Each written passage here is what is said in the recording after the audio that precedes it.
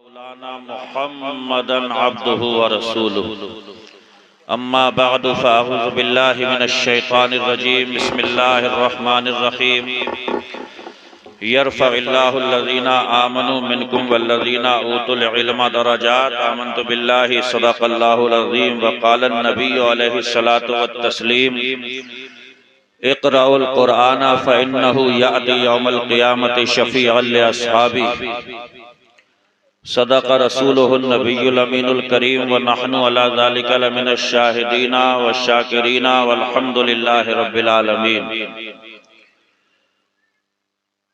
بلغ العلا بکمالہ کشف الدجا بجمالہ حسنت جمیع خصالہ صلو علیہ وآلہ انتہائی ادب و احترام خلوص و محبت حضوری قلب کے ساتھ اپنے آقا و مولا سرور کائنات فخر موجودات باعث تخلیق کائنات ارواحنا فدا محمد عربی صلی اللہ علیہ وآلہ وسلم کی بارگاہ میں درود پاک کا نذرانہ بانداز غلامانہ پیش کرنے کی سعادت حاصل کریں۔ پڑھیں بآواز بلند اللہم صلی علی سیدنا و شفیعنا مولانا محمد وبارک وسلم صلاۃ و سلاما علیک یا رسول اللہ صلی اللہ تعالی علیہ وآلہ وسلم۔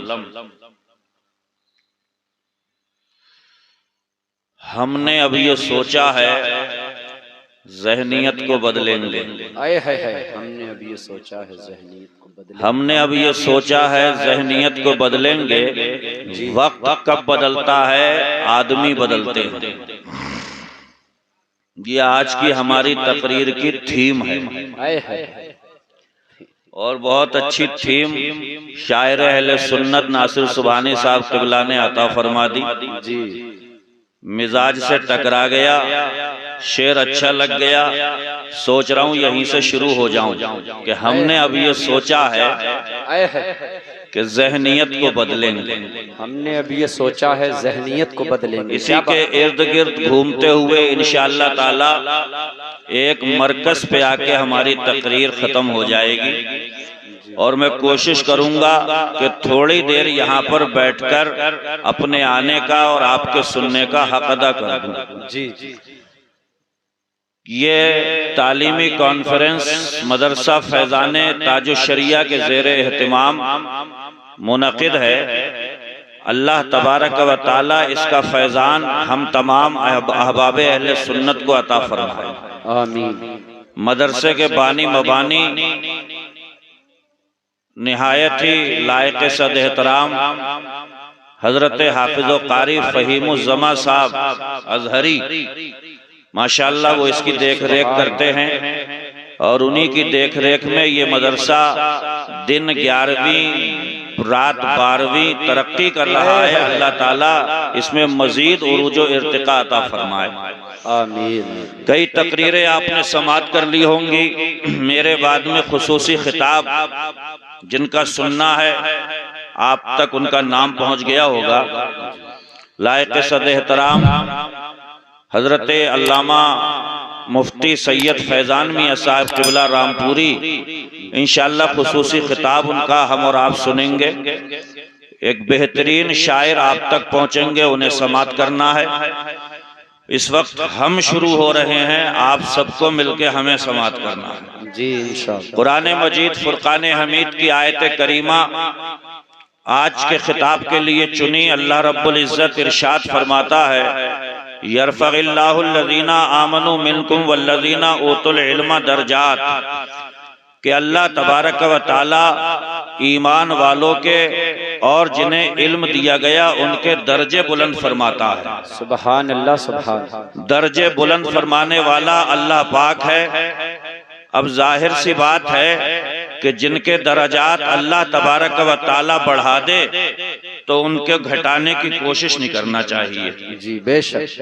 اسی لیے پہلے تو یہ سمجھا دیں کہ میری تو کوئی حیثیت نہیں، لیکن ممبر نور پہ جو علماء اکرام کا نورانی قافلہ بیٹھا ہوا ہے، اعلیٰ حضرت فاضل بریلوی فتاوی رضویہ شریف میں لکھتے ہیں کہ اگر کوئی شخص عالم دین سے بغیر کسی وجہ کے اگر بغض و نفرت رکھتا ہے تو اس پر خوف کفر ہے، اور اگر وہ عالم دین ہے تو یہ صریح کفر ہے، اور اگر اس کے علم کی وجہ سے اس کی تعظیم تو فرض جانتا ہے، لیکن دنیاوی جھگڑے کی وجہ سے اگر اسے گالی دیتا ہے تو پھر ایسا شخص فاسق و فاجر ہے۔ قرآن پاک میں اللہ تبارک و تعالی ان علماء اہل سنت کے لیے ارشاد فرماتا ہے کہ جن کے پاس میں ایمان کی دولت ہے، جن کا سینہ ایمان کے نور سے منور ہے،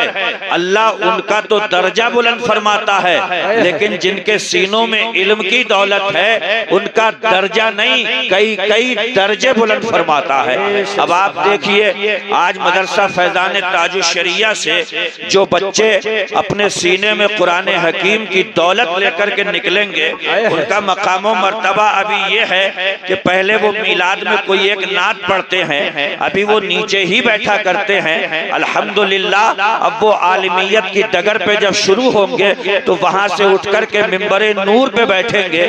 ایک دن جب سند عالمیت سے انہیں نواز دیا جائے گا تو وہ اس کرسی پر بیٹھ کر کے قوم کی رشد و ہدایت کا سامان کرتے ہوئے نظر آئیں گے۔ آپ دیکھیں جیسے جیسے علم بڑھتا چلا جاتا ہے، اللہ تبارک و تعالی صاحب علم کے درجات بڑھت کرتا چلا جاتا ہے۔ اللہ اکبر، آپ اندازہ لگائیں یہ علماء اہل سنت ہمارے لیے کتنے قیمتی ہیں اور کتنے فائدے مند ہیں، ان کا وجود مسعود ہمارے لیے کتنا بابرکت ہے۔ آپ تو صرف یہ سوچ لیتے ہوں گے کہ یہ فلانے صاحب کے بیٹے ہیں، یہ فلاں جگہ پر رہتے ہیں، یہ فلاں مسجد میں امامت کرتے ہیں، مگر یاد رکھیے گا یہ کسی بھی مسجد میں رہیں، کمیٹی مسجد سے نکال سکتی ہے مگر سینے سے علم مصطفیٰ نہیں نکال سکتی ہے، حدیثوں کا نور نہیں نکال سکتی ہے، قرآن کی تلاوت کا سرور نہیں نکال سکتی ہے۔ علامہ افتاخ فاروزماں ہمارے کچھا میں رہیں تب بھی عالم دین ہیں، یہ اگر جا کر کے مراد آباد میں رہیں تب بھی عالم دین ہیں۔ کمیٹیاں امام بدل سکتی ہے مگر اماموں کے سینے جو علم سے منور ہیں اس علم کو نہیں بدل سکتے ہیں، اس قرآن کو نہیں بدل سکتے ہیں۔ مدرسہ بدل سکتا ہے مگر علم ختم نہیں ہو سکتا، مسجد کی امامت بدل سکتی ہے مگر علم کی جو طاقت اپنی جگہ پر مسلم الثبوت ہے وہ طاقت کبھی نہیں بدل سکتی ہے۔ حضرات محترم، علم کیا چیز ہے اس کے بارے میں حضرت عبداللہ ابن عمر کہتے ہیں، من سارا بالعلم حیا لم یمت امدا، جو علم سے زندہ ہو جائے دنیا میں پھر وہ کبھی مرتا ہی نہیں ہے۔ آپ ذرا دیکھیں تو 100 سال ہو گئے میرے رضا کو اپنی قبر میں لیٹے لیٹے، مگر آج بھی سنیوں کا امام اعلیٰ حضرت ہم سنیوں کے دل میں اپنی جگہ بنائے ہوئے ہیں۔ اعلیٰ حضرت کبھی نہیں مر سکتے ہیں۔ حافظ ملت جن کی جامعہ اشرفیہ یونیورسٹی ہے، ایک زمانہ ہوا انہیں قبر میں لیٹے ہوئے لیکن وہ علم سے زندہ ہو گئے ہیں، صبح قیامت تک اب کبھی نہیں مر سکتے ہیں۔ حجت الاسلام علم سے زندہ ہوئے ہیں، سرکار مفتی اعظم ہند علم سے زندہ ہوئے ہیں، برہان ملت علم سے زندہ ہوئے ہیں، صدر الشریعہ علم سے زندہ ہوئے ہیں۔ خدا کی قسم جتنے بھی صاحبان علم و فضل ہیں انہیں علم نے زندہ کیا ہے۔ اب زمانہ گزر سکتا ہے، اپنی قبروں میں لیٹے ہوئے ہیں مگر آج تک نعرہ لگ رہا ہے تو اسی رضا کا مسلک اعلیٰ حضرت نعرہ لگ رہا ہے، سرکار مفتی اعظم ہند کا فیضان یہ نعرہ لگ رہا ہے، فیضان حجت الاسلام یہ نعرہ لگ رہا ہے۔ مطلب کیا ہے کہ اللہ جس کو علم عطا فرما دے اس کے اتنے درجات بڑھا دیتا ہے کہ جب تک زمین کے پردے پر رہتا ہے تب تک علم اس کی عزت کرواتا رہتا ہے، دنیا سے چلا جاتا ہے تو اس کے نام کے نعرے لگواتا ہے۔ نعرہ تکبیر، نعرہ رسالت، فیضان تاج الشریعہ، علماء اہل سنت، حضرت علامہ مفتی شریف رضا صاحب قبلہ، سبحان اللہ سبحان اللہ۔ صاحب علم کبھی نہیں مرتا ہے، صاحب علم کبھی روپوش نہیں ہوتا ہے۔ اس لیے میرے بھائی، نبیوں نے جو وراثت اپنی دنیا میں چھوڑی ہے وہ مال تھوڑی چھوڑا ہے، لم یورثوا دینارا ولا درہما۔ جب نبی دنیا سے جاتے ہیں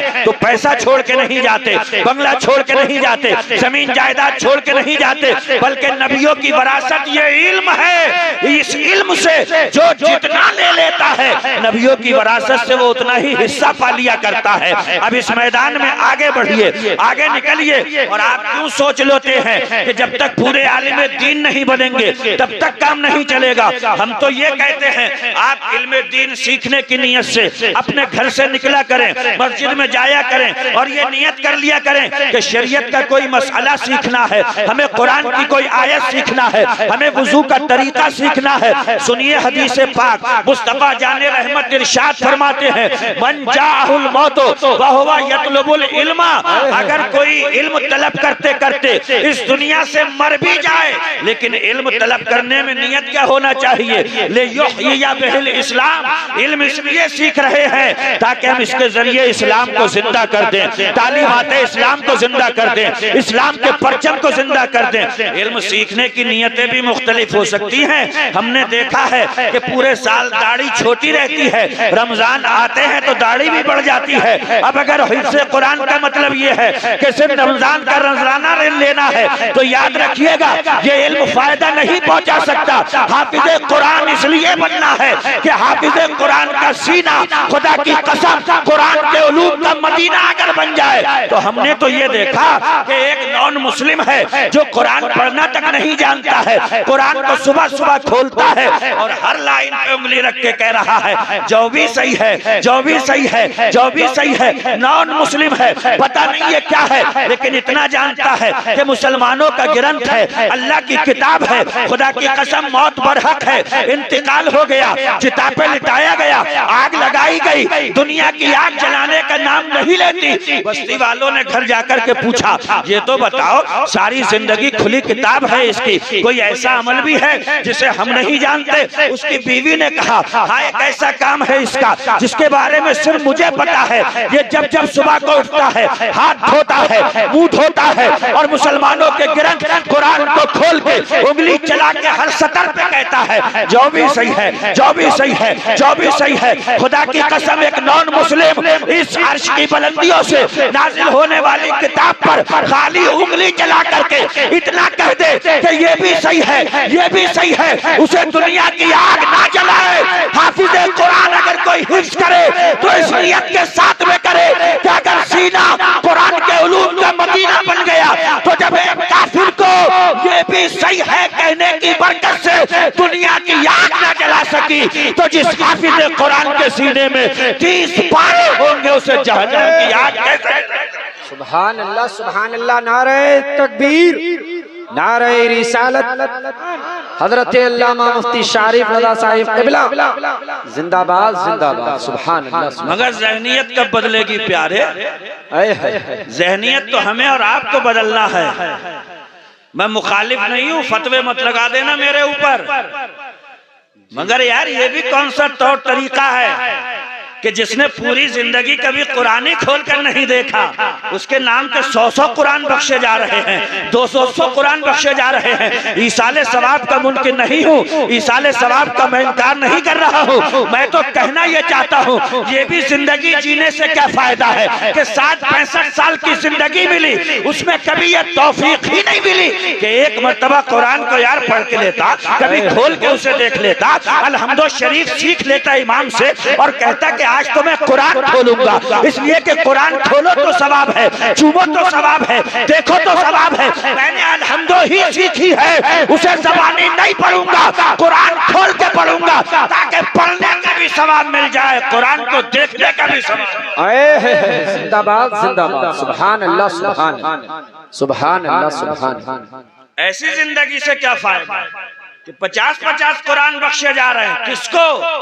بالکل پہنچیں گے میرے بھائی، میں انکاری نہیں ہوں، لیکن میں یہ کہنا چاہتا ہوں ہم نے اب یہ سوچا ہے ذہنیت کو بدلیں گے تو تھوڑی سی ذہنیت بدل دیجئے، قرآن کو سامنے رکھ لیجئے، شانوِ ادب طے کر لیجئے اور کسی حافظ صاحب سے کہہ دیجئے قرآن پہ انگلی رکھ رکھ کے مجھے الحمدو سکھا دیجئے، زیادہ نہیں بھی آیا تو کیا ہوا، ہر روز قرآن کھولوں گا اور میں سورہ فاتحہ کی تلاوت کروں۔ سبحان اللہ، سبحان اللہ، زندہ باد، زندہ باد۔ تھوڑا سا بدلیے، چینج ہو جائیے، اس لیے کہ جتنے مرتبے آج میں بتاؤں گا حفاظ اکرام کے بتاؤں گا، لیکن یاد رہے حفاظ اکرام کو بھی ابھی انہوں نے صرف قرآن کے حروف کو رٹا ہے، نہ معنی کا پتہ، نہ مطلب کا پتہ، نہ قرآن کے حقائق کا پتہ، نہ قرآن کے مطالب و مفاہیم کا پتہ۔ اب سنیے حضرت علی سے مروی ایک حدیث، حضور حضرت علی کہتے ہیں رسول اللہ نے ارشاد فرمایا من قرأ القرآن واستظہرہ فحل حلالہ وحرم حرامہ ادخلہ اللہ الجنہ وشفعہ فی عشرۃ من اہل بیتہ کلہم قد وجبت لہ النار۔ میرے آقا ارشاد فرماتے ہیں جو قرآن کو یاد کر لے، جو قرآن میں حلال ہے اسے حلال، اور قرآن میں جو حرام ہے اسے حرام جانے، ادخلہ اللہ بہ الجنہ، اللہ تعالیٰ ایسے حافظ قرآن کو جنت میں داخل۔ سبحان اللہ، نعرہ تکبیر، نعرہ رسالت، مسلک اعلی حضرت شاعر اسلام بھائی غلام نور مجسم، نعرہ تکبیر حضرت علامہ مفتی شارف رضا صاحب قبلہ مسلمانان سرولی، نعرہ تکبیر، سبحان اللہ سبحان اللہ۔ سنیے، جڑیے ادھر، کس حافظ کے لیے کہا گیا فَأَحَلَّ حَلَالَهُ، جو قرآن میں حلال ہے اسے حلال جانے، وَحَرَّمَ حَرَامَهُ، جو قرآن میں حرام ہے اسے حرام جانے، أَدْخَلَهُ اللَّهُ بِهِ الْجَنَّةِ، اللہ ایسے حافظ قرآن کو سبحان اللہ جنت میں داخل کرے۔ زندہ باد زندہ باد، سبحان اللہ سبحان اللہ۔ جعفر بھائی تھوڑا سا ایکو کم کرو، تھوڑا سا۔ سبحان اللہ۔ وَشَفَّعُ فِي عَشْرَةٍ مِّنْ أَهْلِ بَيْتِهِ كُلُّهُمْ قَدْ وَجَبَتْ لَهُ النَّارُ۔ اور حضور ارشاد فرماتے ہیں کہ ایسا حافظ 10 ایسے اپنے گھر والوں کو جن کے لیے جہنم واجب ہو چکا تھا، جہنم سے نکال کے جنت میں پہنچانے کا ذریعہ بن جائے۔ سبحان اللہ سبحان اللہ۔ کیا بات ہے۔ میں یہاں پر کہنا یہ چاہتا ہوں کہ یار ایک خالی قرآن کو رٹنے والا، قرآن کے 30 پارے یاد کرنے والا، جب اس کا مقام یہ ہے کہ اگر وہ حافظ قرآن بن جائے تو 10 لوگوں کو اٹھا کر کے جہنم سے جنت میں پہنچانے کا ذریعہ بن جائے، تو ذرا سوچو جو قرآن کا مطلب بھی جانتے ہیں، قرآن کا معنی بھی جانتے ہیں، قرآن کی تفسیر بھی جانتے ہیں، جو قرآن میں کیا ہے اس کا شان نزول بھی جانتے ہیں، جب ایک حافظ 10 کو جنت پہنچا سکتا ہے تو ذرا سوچو ایک عالم ربانی کتنوں کو جنت۔ سبحان